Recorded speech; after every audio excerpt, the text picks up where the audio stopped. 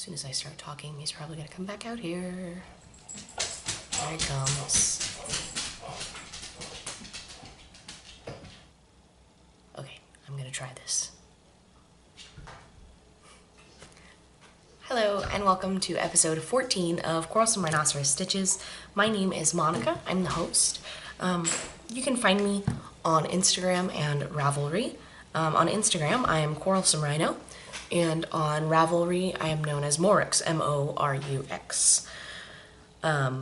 Today, it is Friday, July 14th. I am coming to you from Maine, so it's hot and humid, and yesterday it rained all day. And I think there's rain in the forecast for tomorrow. But that could change. That's how Maine works. It changes a lot. The forecast is never right. Anyway, so I don't have a whole lot of yarny content today. I mean, I do have one finished object. I have three works in progress, and a few acquisitions to share with you. It's been almost a month since I podcasted. I think it's been 3 weeks since I podcasted. I also have a little bit of a life sort of update at the end of the episode if you're interested in that. And I'll just tell you a little bit about what I've been doing lately. So, I think I should get right on with it.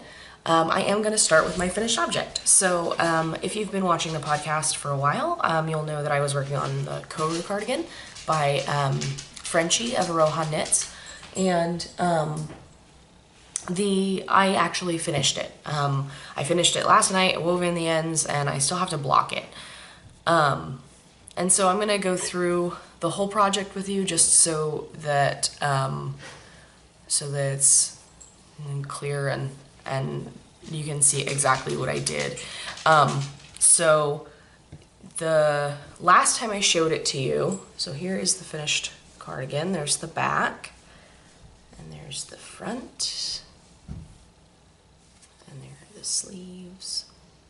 So the last time I showed it to you, I was where this red marker is, right here, halfway up the back, which means I had did both of the front panels and half of the back panel when I spoke to you last. And since then I have sewn up the edges, I have done the sleeves, and then I did the hems on both the bottom, which is a garter stitch, and then along the side as well.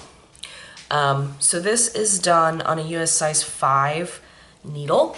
I used my ChowGoo interchangeables, and I used a couple of different needles for this.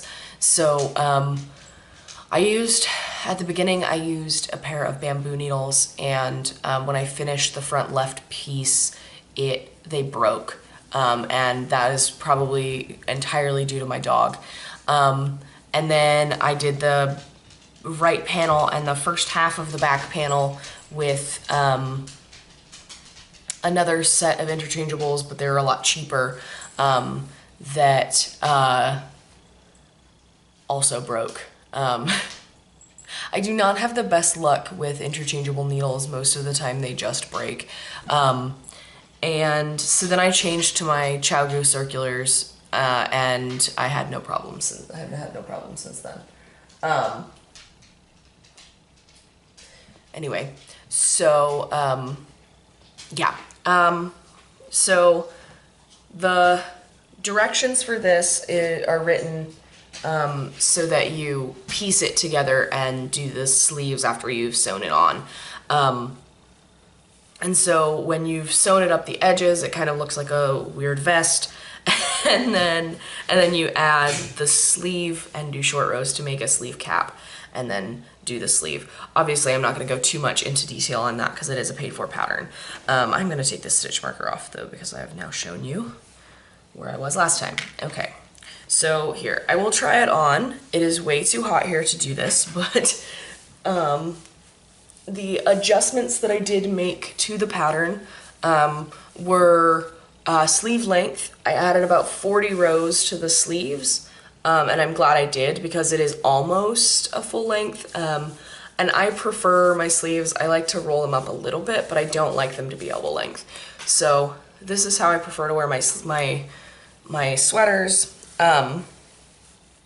So the other thing, I don't know how it happened, but on one of these shoulders, it's this shoulder, on one of these shoulders, I ended up with a lot more width here than I did on this shoulder, and I'm sure it's just my problem with not decreasing enough stitches when I got to this point of the front left panel.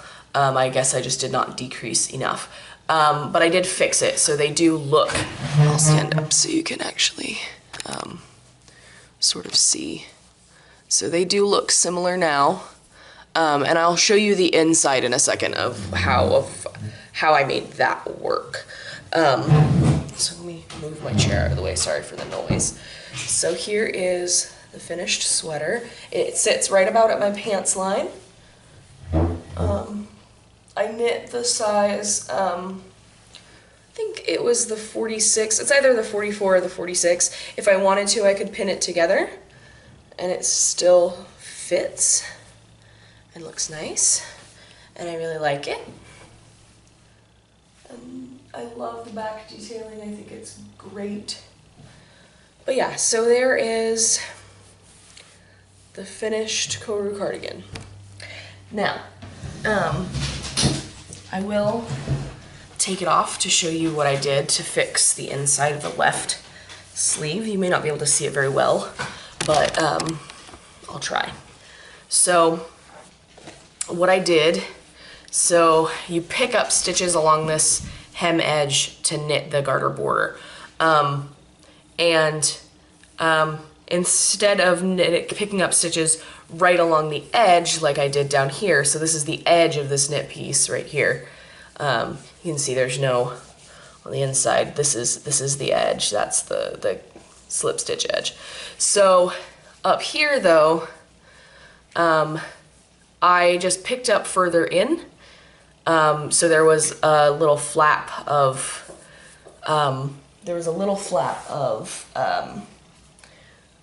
knit on the inside, and so I snipped that so that it wouldn't curl my sweater, and I've sewn it together, and I'm gonna try and felt this edge right here.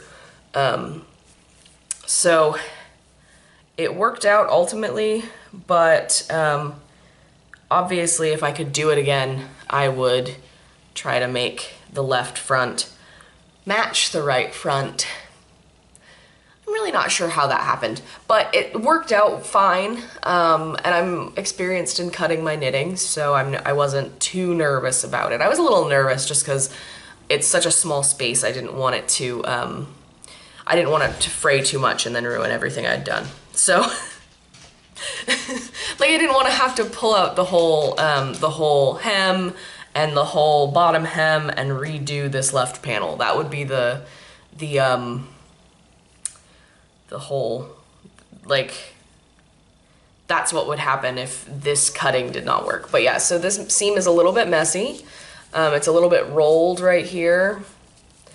But yeah, as soon as I felt it, I think it'll feel a lot better on the inside. I can't actually even notice that seam on the inside. I had forgotten which seam it was.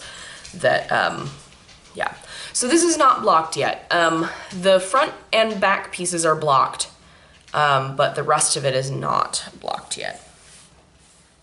So, like the sleeves and the hems are not blocked. So as soon as I'm done recording, I'm going to go do that. But yes, so I am finished completely with the Koru cardigan. This is done in, anyway, it is knit in the Knit Picks gloss fingering in the honey colorway, and it's a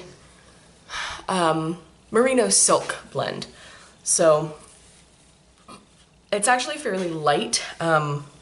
So this will probably be, for me in Maine, this will probably be a very early fall sweater. Definitely not a deep heart of winter sweater, which is totally fine. If I had done it in like a cotton or a linen blend yarn, I would wear it in the summer, or well, spring. Probably wouldn't wear it in the summer. This is pretty much what I wear in the summer. Anyway, moving on. So the next one I have to show you is my is my Meandering Shawl by Stephen West. I am a little bit further than last time I showed you. So here's my bag. I'm covering up a couple of acquisitions that I have, so I bought pins. I'm kind of addicted. Anyway, so this is in my Mrs. Brown's bag. Here's her tag. It's a perfect shawl size bag, this one. Anyway, so I'm knitting these on ChowGoo interchangeables. I have stolen the needles from my Koru cardigan. They're size 5s. So I was like switching back and forth when I wanted to work on these projects. Anyway, so the Meandering Shawl. So the last time I showed it to you, I was right here, and I've put an entire section and a little bit more onto the knitting of it. So, and I'm really, really loving how this is turning out. So this is the light side, which I'm considering the back side, and then this is the dark side, which I'm considering the front. I really love this yarn. It is Wonderland Yarns, and I think the colorway is called Amethyst. It was from the Aroha Knits, the Fiber Muse Alchemy Kit. It's an exclusive colorway. And then the white is a Knit Picks Stroll Fingering in white. So I was knitting this in the airport. So I have this cake of, this is the purple, and then this is the white. So usually these come in center pole skeins, and I was sitting in the airport, and I got 3 knots all in a row in the center pole skein, which I always get knots in center pole skeins, so I almost always pull them out and handball them, almost always. But I did that in the airport this time because I got so fed up with it, and I had like 2 hours to kill. Anyway, so here, yeah, so that's my progress. I have a couple more repeats to do. I think after this section, I have 2 more repeats of the whole pattern to do. And then I'll be able to move on to the edging. But yeah, it takes a really long time. I actually really like brioche. I love how it looks, and I love knitting it, but it does take a really long time. So this is my sort of, and I have to look at it. I can't just knit it without looking like a stockinette sock. So this is my sort of, I want more brain, want to use more brain to knit project. So moving on, so the next project that I have on the needles right now actually is my own design. And I have the pattern for this already written up. I'm just working up the sample, and then I'll have to take pictures and get some test knitters. But it's a semi-circular shawl. Right now I'm knitting it in the Knit Pick Stroll Fingering in Duchess Heather.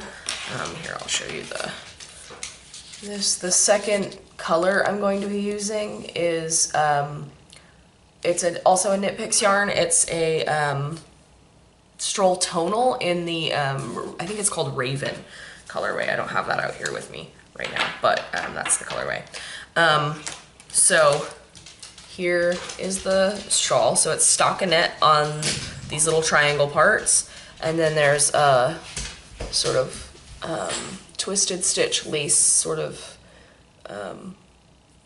pattern running up the 2 spines of the semicircle shawl. It's got an I-cord edge over here, which I love how that looks. I just absolutely love how that looks. But yeah, so it'll be semicircular. There's going to be an applied, or an applied knitted border, lace border on this, in that Raven tonal yarn. But yeah, so it's working up really nicely. I really like how it's coming out. I'm tempted to add some garter stitch in here. I mean, I can't remember if I had cast this on already when I showed you, when I podcasted last, but I may add some garter stitch or maybe some garter ridges or something, something of interest in these really big, like the garter sections are starting to get pretty big. There's a bunch of stitches there. And it gets, I mean, I know garter gets, or not garter, stockinette gets fairly tedious. So yeah, or well, for some people, I like stockinette, but for some people, I'm sure that stockinette gets fairly tedious, and I think it's probably just because of purling. I'm sure not many people like purling as much as they like the knit stitch. Yeah, so that is almost the last work in progress. The day I got back from vacation, which was Tuesday this week, on the bus, I cast on a new sock because I needed something mindless to keep me awake on the bus because I had to change buses in Portland. I'll talk a little bit more about that when I get to my life section. But yeah, so I have, I'm using, this yarn is from Old Rusted Chair, and it's called Bad Trip. Hello, Kelsier. Kelsier wanted to say hello on the podcast. Hi. This is my dog, Kelsier. He's my little anxious, nervous dog. So he gets scared of everything, and he has a really hard time settling down. Oh, you're such a good boy. Yeah. Okay, can you get down, please? Oh, good boy. Okay, so sorry for the dog interruption. So here is, it's Old Rusted Chair. The colorway is called Bad Trip, and it's on her fingering sock weight. I don't remember what she calls her base, or if she just calls it sock. Anyway, so I'm just knitting. I'm knitting a cuff down sock, and it's gonna be a vanilla sock. So I did a cast on 60 stitches, which is my preferred. I have 56 stitches, sorry. I cast on 56 stitches. I did a 2x2 rib. I'm doing a just stockinette plain sock. I love how this is knitting up. I absolutely love these sort of micro stripes of black and white in here. I think they're really great. And obviously all of the colors, but I'm using my Chowgu size, it's a 2.75 millimeter, so US 2 needle, which actually is my preferred needle for socks. And I think it has to do with how the fabric feels when it's done. Like when I use 2.25 millimeters or 2.5 millimeters, I feel like the stitches are just like really tight and feel kind of weird. And it's mostly the purl side, like on my foot, it just feels weird. So 2.75 is definitely my preferred needle size for that. So yeah, not much else to say about this. It's a bit of mindless knitting while I have other projects that I have to like put brain power in. But yeah, I've already written up the pattern for the shawl, the fingering weight shawl that I'm designing, and I have another fingering weight shawl in the works as well. I'm figuring out the pattern and the numbers for that. Hopefully pretty soon, so I can write down the pattern and then start the sample. But yeah, so that is those are all of the projects that I'm working on. I have another sweater planned, but I'm not really sure when I'm gonna be able to do it. I may attempt to cast it on pretty soon. But I don't really want to cast it on and then get sidetracked with stuff and put it away forever. So, because the summer is a fairly busy time. So yeah, anyway. Next, I wanted to show you a couple of acquisitions. So the last time I talked to you, it was right before my birthday. And I got, sorry for all of the crinkling, I forgot to take these out of the paper before I started recording. So I went to a pre-birthday lunch with my grandmother, and she knows my absolute love for teacups, antique teacups. So she went and got, there's this really cool antique store on your way to Bar Harbor, I think. Maybe it's on your way, yeah, I think it's on your way to Bar Harbor. Maybe it's on your way to Belfast, I don't know. It's on your way somewhere. Anyway, it's called the Big Red Barn, and it's a huge, huge antique store, and they also have like used books, and yeah, it's basically my happy place. So she got me this really, really pretty antique teacup. And so there's the back of it. It's got a little flower, but I absolutely love this flower here. And then she also got the saucer to go with it. So now I have a really pretty antique teacup and saucer. These are actually bone china made in Stratfordshire. I don't know how you would say that, in England. And it's the Royal Kent. So I really like antique teacups, or just teacups and saucers and things that actually have a stamp on the bottom so that I know where it was made, and not necessarily when, but I know where anyway. So yeah. I really love antique teacups. The other thing that she got me actually is really cool. She got one for my aunt for her birthday too. But it is the Book of Monica. And it's from thebookofelveryone.com. And you like put in, I guess you put in like the date of your birth, and it like, it's like a book made about like the date of your birth. And so it has a bunch of facts for you. So like in September of 1990, I spent 30 minutes as a single cell. And it tells you like you share 52% of your DNA with a common plum. And I just think it's really cute. So yeah, it tells you what song was popular, #1 hit on the day I was born, and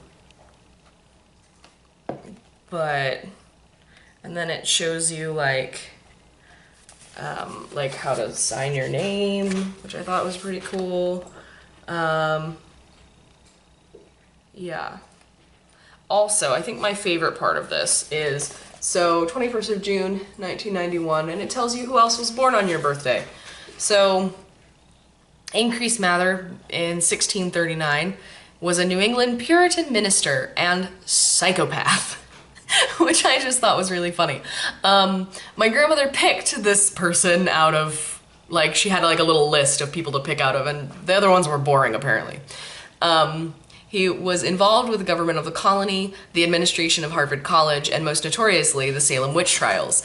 Scary madman, bonkers lunatic, best avoided. And I just thought that was pretty cute. Yeah, so, yeah. I thought this was a really, really cool gift. But yeah, again, it's the Book of Everyone. I thought it was really cute. I've been keeping it on my my bookshelf with my knitting books, actually. Continuing on the birthday theme, I got a gift card from some family for Amazon, and then I decided I wanted a knitting stitch dictionary, another one because I have one, but I wanted another one. So I bought this. This is a huge hardback, 750 stitches. The Ultimate Knit Stitch Bible, and I absolutely love this book. You can see already that I have a whole bunch of things bookmarked. I actually have one bookmarked on the side, but yeah, so I actually have, I think, 3 different shawl designs in here because that have stitches from this book because I love it so much. The only thing that I don't particularly like about this book is that all of the samples, all of the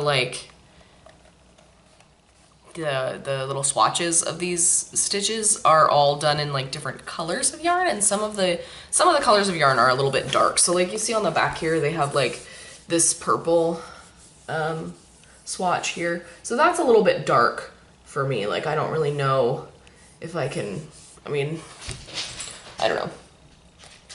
And then like this red one, I can't really see the stitches very well on that. I mean, I can, but I don't know, I guess I just prefer it on like this neutral, these neutral shades rather than like a purple or a blue. But maybe that's just personal preference, I'm not sure. But yeah, I am really loving this book, so I highly recommend getting it. I don't think it was that much. I can't remember how much I spent on it, but it really wasn't that expensive for what you get for it. It's definitely worth it. And then also for my birthday, one of my friends gave me this unicorn pin to add to my little pin collection here, because apparently I'm obsessed with pins. Because while I was in the airport waiting for my flight back home this past weekend, I bought myself a little California pin because that's where I was. And then I also bought myself this really pretty, like, rose kind of pin. And I just thought it looked really pretty with this bag, so yeah. So I bought those. And then I also needed a new pencil case, so I bought myself that. That's right, I was gonna show you who the pins were by. So this rose pin here, there we go, was by the Good Twin. It's the goodtwin.co. And they have a cute little pins with flair on the back. But yeah, and then the other one was just like a collector pin. It really wasn't, like a indie maker or anything like that. I also bought myself a Polaroid metal, it's like a metal case, it's a pen. And I bought myself, please excuse the language on this next one, but I bought myself a little pouch. It says Ringmaster of the Shit Show, and I think it's hilarious. Yeah. This one is made,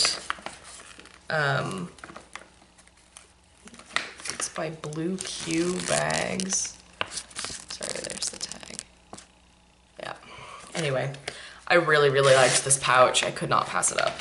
And then I needed a new little notebook to jot down pattern ideas in, and so I bought myself Big Plans, Lovely Lists, Epic Ideas.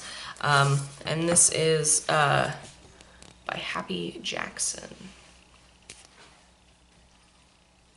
Yeah, anyway. Kelsey, what are you doing?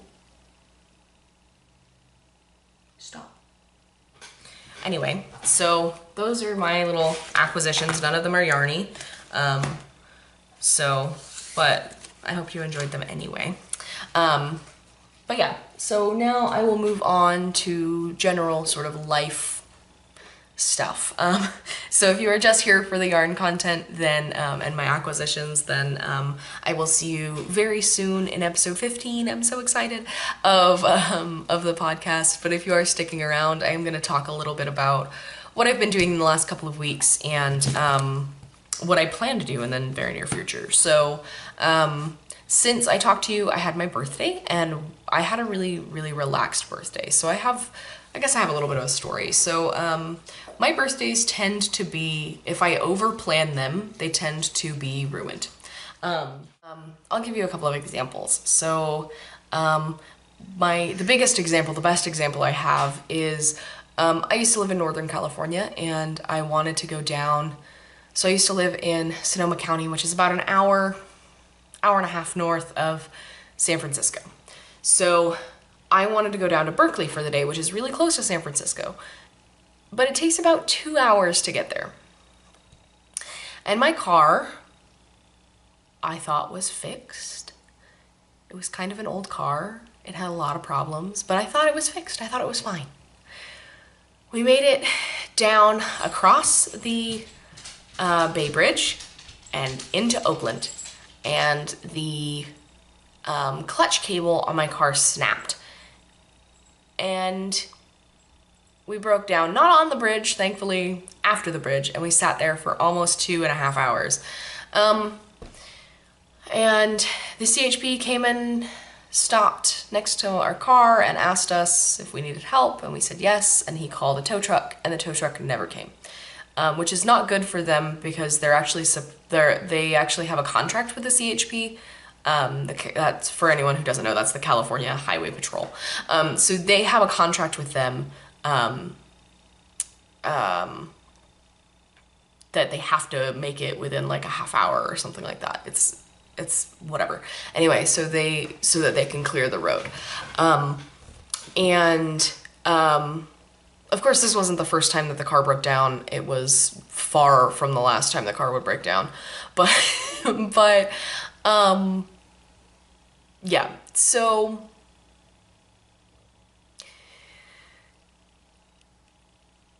because my birthday fell on a Sunday, so my birthday is the 21st of June, which it makes it always the last week in June, basically.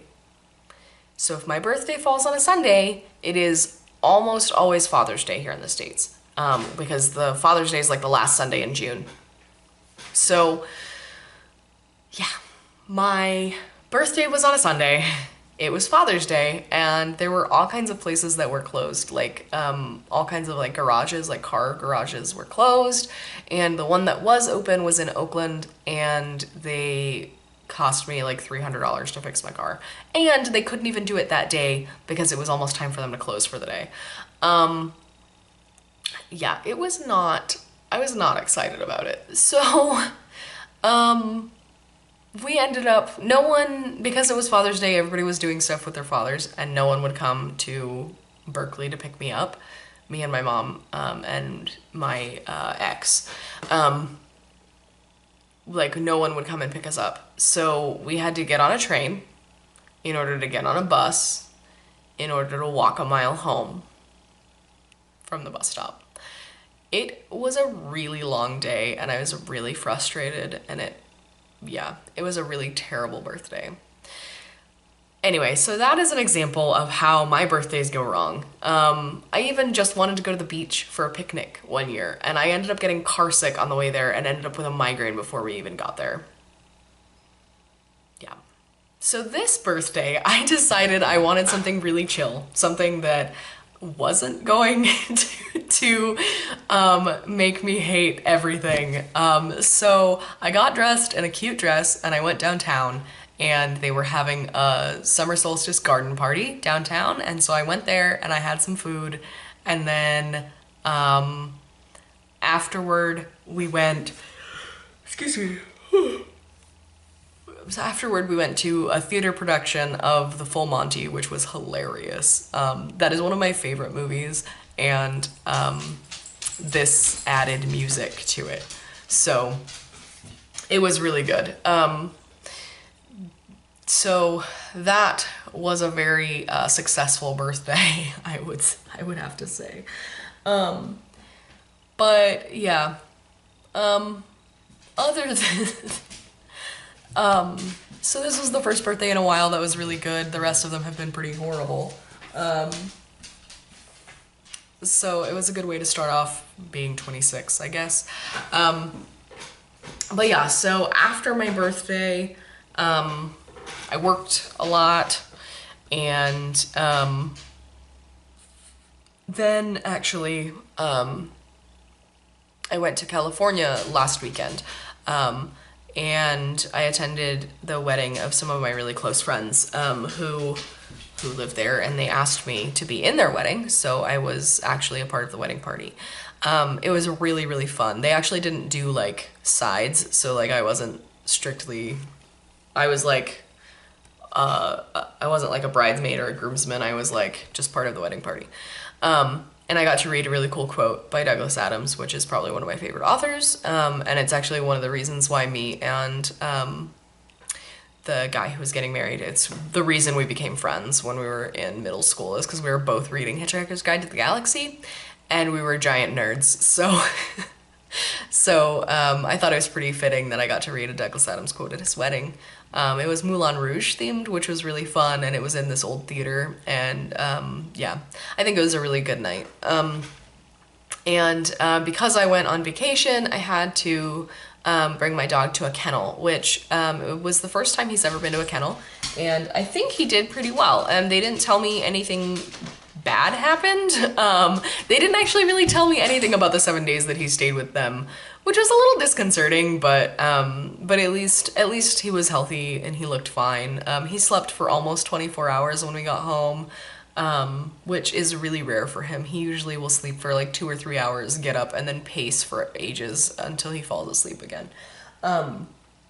But yeah, so that was good. I picked them specifically because my vet recommended them because he's got anxiety and he has to take medicine twice a day. So I had to pick someone that I knew would actually be able to give him the medicine twice a day. And none of my family wanted to watch him for me. So, but yeah, so he, he just came back really dirty because he was probably laying in dirt, playing in dirt for 7 days. But I ended up brushing him when I got home, and my trip home was just, oh, it was rough. I had a red-eye flight, which was fine. That, like, I did that on purpose. So, like, my flight didn't take off. Like, it was supposed to leave at 9:30. A plane came in late, and they switched my gate 3 times. And a plane came in late, so we didn't leave late, like, until really late. So it was, excuse me, it was really close to about 10:20 when we took off. And I slept through almost the whole flight, woke up for a drink once. Yeah, slept most of the whole flight. We landed, and we landed only about 15 minutes behind schedule, which was good because I had to catch a bus.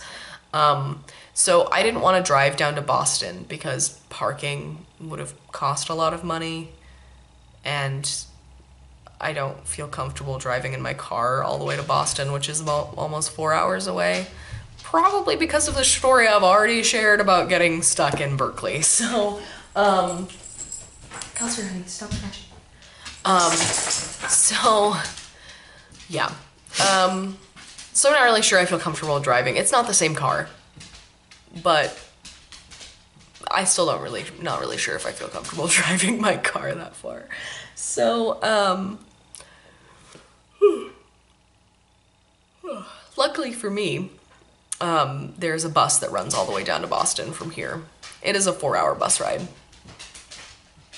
And it stops in Augusta and Portland. So I'm in Bangor. It stops in Augusta, Portland, and then goes down to Boston. So it's an hour to Augusta, an hour to Portland, and then 2 hours from Portland to Boston. And so I had to catch a bus. So I was like really nervous that we were gonna get in super late and I wasn't gonna be able to catch the bus. But I ended up catching it and it was fine. The guy that was driving the bus from Boston to Portland was really funny. He had a really thick Maine accent, which I can't really imitate, or I mean I can, but I'm not going to. I've worked really hard not to have a Maine accent, so yeah. When I was a kid, I moved from Maine to California, and I had a Maine, or well, I didn't really have a Maine accent. It was just some of the things that I said, I guess, sounded like I had a Maine accent, because people out there didn't really know what a Maine accent was. So I like worked really hard to get the California non-accent, because nobody in California has an accent. Anyway, that was a sidetrack. So the guy driving the bus, he, one of the things that I thought was really funny, was at the end of the trip, he said that if you enjoyed the ride, his name is Larry, and if you didn't enjoy the ride, his name was Patrick. So yeah, it was really funny. Anyway, that was my trip. I had to cast on this, the vanilla sock to knit because I needed something to do, or else I was going to fall asleep. And I think I did a couple of times, and I feel bad for the guy sitting next to me because I was like, I need sleep, and I feel like my head, I don't know, I probably snored. Anyway, yeah, I knit all of that on the bus because it was really boring. And I just wanted to be home. I was so exhausted by that point. Because, like, I got sleep on the plane, yeah, but it wasn't really good sleep. And my neck hurt and my back hurt, and I just wanted my bed. And as soon as I did get to my bed, I laid down and I was asleep in like 5 minutes. So, yeah. I don't know. It was a really good trip though. I had a lot of fun. It had the potential of being fairly awkward, but it didn't end up being that awkward. It was pretty good. Anyway, I think that was everything that I wanted to talk about. Thank you so much for joining me and talking about my knitting. This is actually one of my favorite parts of my week, is being able to sit down and talk to you just about knitting, because nobody in my everyday life wants to hear my knitting junk. So I feel like I just bore everyone with my knitting talk. So thank you guys for being a support system, I guess, for my knitting. It also actually keeps me on track for finishing projects. So anyway, I will be recording again probably in about 2 weeks, depending on what happens, if I actually get any knitting done, because that's kind of why I didn't record for a while, is because I wanted to finish that sweater before I recorded again. Actually, I wanted to finish it before I went to California, but I ended up finishing it last night. So I wanted to finish that before I recorded again, because I had been talking about it as a work in progress for ages, and I wanted it to be finished. But yeah, anyway, I will talk to you again very soon in my next podcast episode. Thanks so much for watching. Bye.